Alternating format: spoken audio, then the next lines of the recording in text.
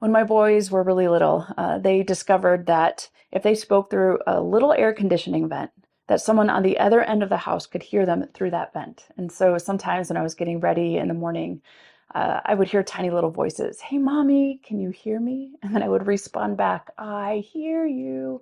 And then they would laugh and giggle, and we would go back and forth, and they were always so shocked that I could hear them. And I think when it comes to the prayer life, we wonder, hey, God, wherever you are, can you hear me? And we especially wonder this in times where we are praying and praying and praying for something, and we aren't getting the outcome that we hope for. And yet, in our verse of the day, Luke's Gospel, chapter 18, verse 1, Jesus tells the disciples that they should always pray and not give up. And there are countless examples in Scripture of the God who does hear us. And so perhaps prayer is not so much about a transaction, but maybe prayer is more about a relationship and the grace of God that is bending our will into the will of God.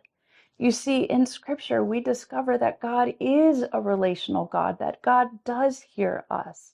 And so maybe it's not so much about transactional or formality or the outcome, but it's more about the formation that happens within our heart and mind.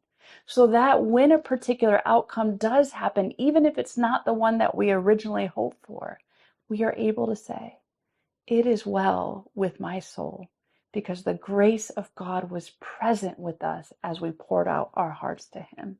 And so, friends, may God bless you as you persevere in prayer.